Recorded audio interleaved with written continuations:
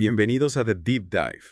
¿Listos para una inmersión profunda en el fascinante mundo de los experimentos de microeconomía? Preparados, ¿Listos para descubrir cómo la gente toma decisiones en el mundo real? por supuesto.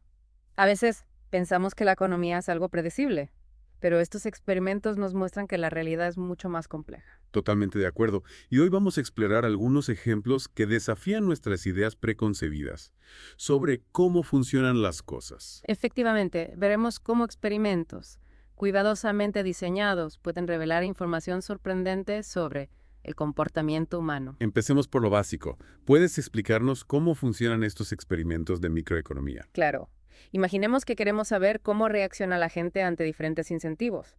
Un experimento podría ser crear un juego donde los participantes tienen que tomar decisiones con dinero real. Como una especie de laboratorio económico en miniatura. Exactamente. Y observando cómo se comportan los participantes en este entorno controlado, podemos obtener información valiosa sobre cómo funcionan las cosas en el mundo real. Me encanta la idea de usar juegos para entender la economía. ¿Y podrías darnos un ejemplo concreto de un experimento que haya dado resultados inesperados? Por supuesto. Hablemos del juego del ultimátum, un clásico en microeconomía experimental. Imagina que te dan 100 euros para repartir con otra persona. Tú decides cuánto le ofreces, y la otra persona puede aceptar o rechazar tu oferta. Si acepta, ambos se llevan el dinero según lo acordado. Pero si rechaza, a nadie se lleva nada. Parece sencillo. ¿Cuál es el truco? La lógica económica tradicional nos diría que la segunda persona debería aceptar cualquier oferta, por pequeña que sea, porque algo es mejor que nada. Pero en la práctica, la gente no siempre actúa así. En serio. ¿Y qué es lo que ocurre? Lo que hemos observado es que las personas tienden a rechazar ofertas que consideran injustas, incluso si eso significa perder dinero. Imagina que le ofreces solo 1 euro a la otra persona de los 100. Muchos lo rechazarían. Es increíble. ¿Por qué sacrificarían dinero solo por una cuestión de principios? Este experimento nos muestra que la equidad y las normas sociales juegan un papel crucial en nuestras decisiones económicas. A veces más que el propio beneficio económico. Es decir, que no somos tan racionales como nos gusta pensar. Exactamente. El juego del ultimátum nos muestra que las emociones, la percepción de justicia, y otros factores psicológicos pueden tener un gran peso en nuestras decisiones. Fascinante. Y ahora, hablando de decisiones económicas en situaciones reales, ¿qué nos puedes contar sobre los experimentos con subastas? Es un tema que siempre me ha intrigado. Las subastas son un mecanismo fundamental en la economía. Y los experimentos en este campo han arrojado luz sobre las estrategias que las personas utilizan al participar en ellas. Ya me imagino que debe haber mucha estrategia involucrada. Más de lo que piensas. Un hallazgo interesante es que a veces la gente puja más de lo que debería, incluso cuando eso no les beneficia. En serio.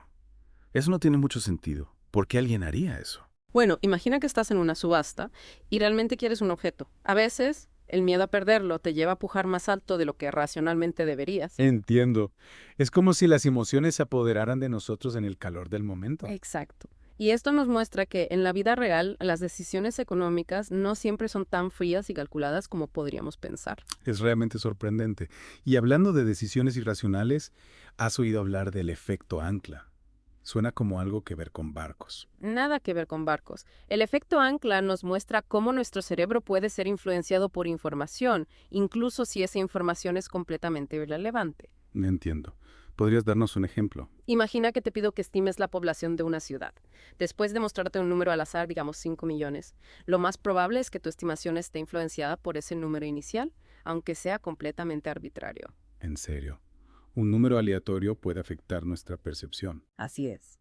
Nuestro cerebro tiende a anclarse a la primera información que recibe y la usa como punto de referencia, incluso si no tiene sentido. Eso es un poco preocupante. ¿Cómo se aplica esto a las decisiones económicas? Piensa en las negociaciones.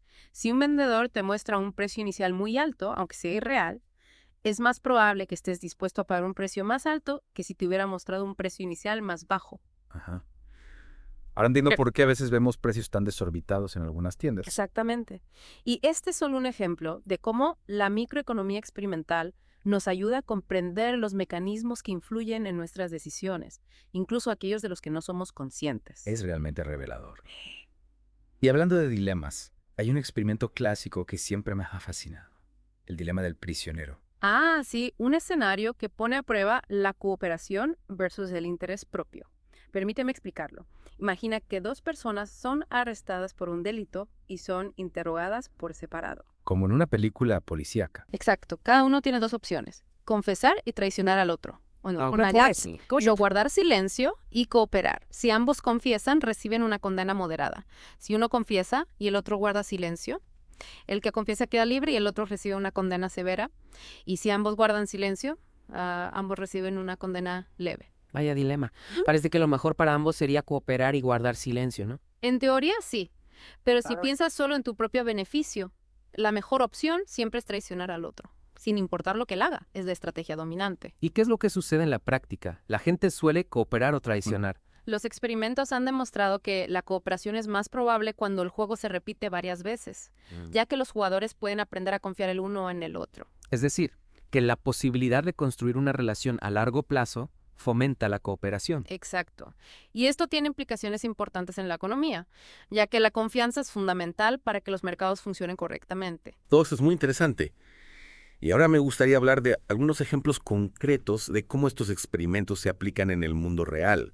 Podríamos explorar algunos casos. Por supuesto. Hay muchos ejemplos fascinantes. ¿Qué te parece si empezamos hablando del experimento de Give Directly? Es una iniciativa bastante radical, que consiste en dar grandes sumas de dinero a personas en situación de pobreza extrema. Suena interesante. Ya. ¿Y cómo funciona exactamente? Lo que hace Give Directly es entregar transferencias directas de efectivo a personas en situación de pobreza extrema, sin ningún tipo de condición. Sin condiciones. Eso es bastante inusual.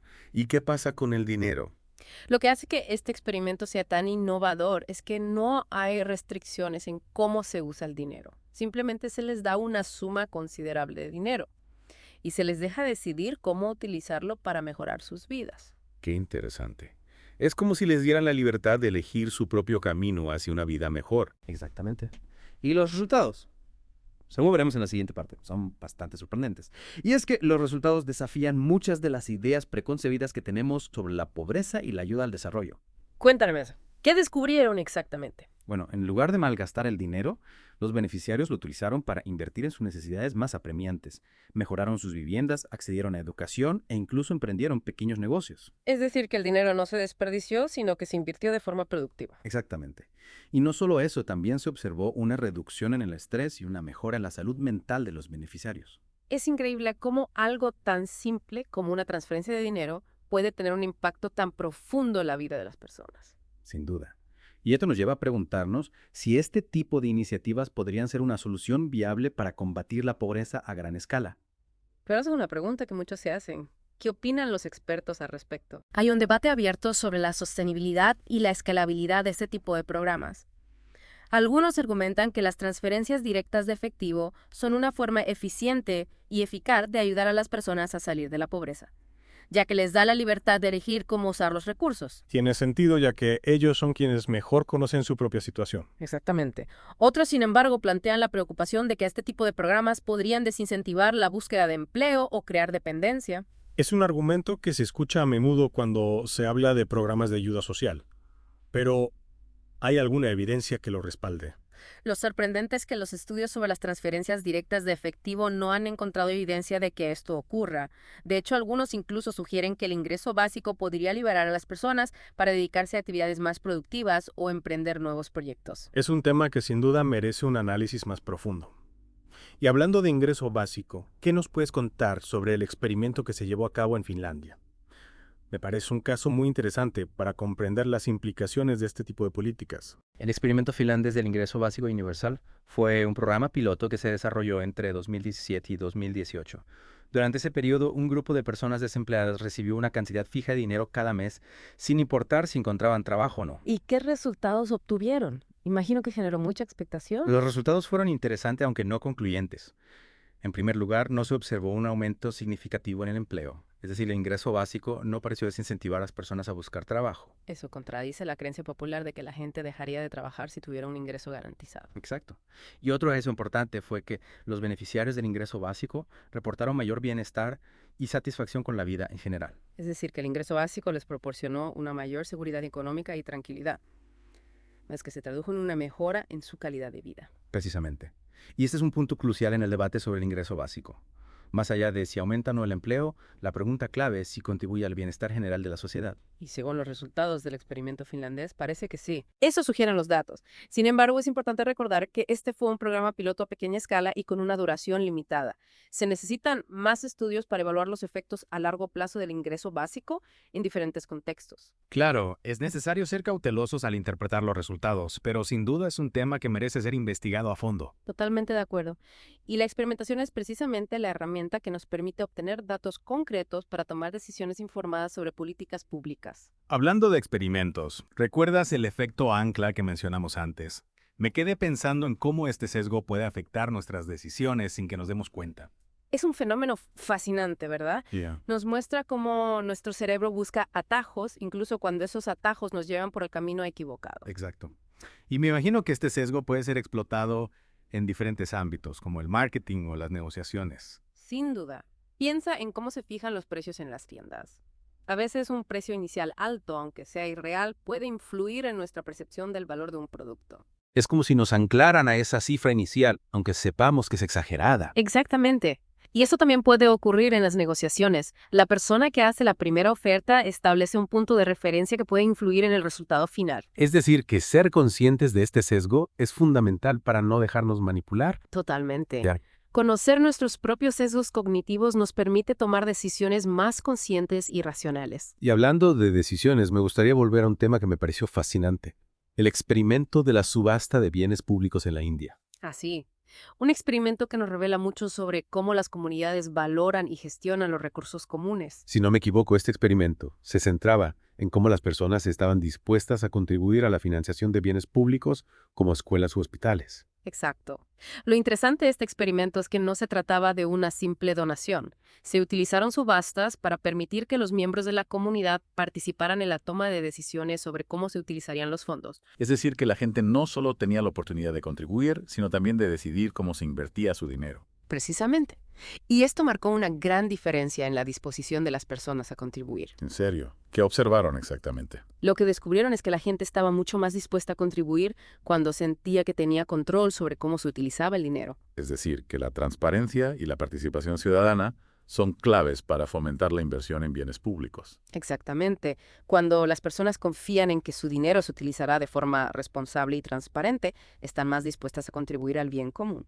Este experimento nos da una lección muy valiosa para el diseño de políticas públicas. Estoy de acuerdo. La participación ciudadana no solo es un derecho, sino que también puede ser un motor para el desarrollo y la mejora de las comunidades. Y hablando de desarrollo, me gustaría retomar un tema que tocamos al principio del programa. El experimento de la generosidad en niños. Es un experimento que nos revela mucho sobre la naturaleza humana y la formación de las preferencias sociales. Si mal no recuerdo, este experimento estudió cómo los niños tomaban decisiones altruistas, es decir, cómo estaban dispuestos a compartir con otros, incluso si eso implicaba un costo para ellos mismos. Exacto. Y los resultados fueron bastante reveladores. Se observó que incluso a una edad temprana, los niños son capaces de mostrar comportamientos altruistas, especialmente cuando perciben que otro niño está en desventaja. Es decir, que tienen una sensibilidad innata hacia la justicia y la necesidad de los demás. Eso parece. Sin embargo, también se observó que la generosidad de los niños disminuía cuando compartir implicaba un costo personal para ellos. Es comprensible. Incluso los adultos a veces luchamos con el equilibrio entre nuestros propios intereses y el bienestar de los demás. Sin duda. Estos experimentos nos muestran que la formación de las preferencias sociales comienza en la infancia y que la educación y el entorno familiar juegan un papel fundamental en este proceso. Es fascinante cómo la microeconomía experimental nos permite adentrarnos en la mente humana, desde la infancia hasta la edad adulta, para comprender las motivaciones detrás de nuestras decisiones. Es una herramienta poderosa para desentrañar los misterios del comportamiento humano en el ámbito económico y social. Y con esto, creo que hemos cubierto una buena parte del fascinante mundo de la microeconomía experimental. Sí, hemos explorado desde los conceptos básicos hasta ejemplos concretos de experimentos y sus aplicaciones en el mundo real. Hemos visto cómo estos experimentos desafían nuestras suposiciones y nos revelan información sorprendente sobre cómo tomamos decisiones. Y lo más importante es que nos recuerdan que la economía no es una ciencia exacta, sino que está profundamente influenciada por factores humanos como las emociones, la justicia y la confianza. Exacto. Estos experimentos nos ayudan a comprender mejor no solo cómo funciona la economía, sino también cómo nos comportamos como seres humanos. Y con esa reflexión final nos despedimos por hoy. Gracias por acompañarnos en esta inmersión profunda en el mundo de los experimentos de microeconomía. Esperamos que les haya resultado tan revelador como a nosotros. Hasta la próxima.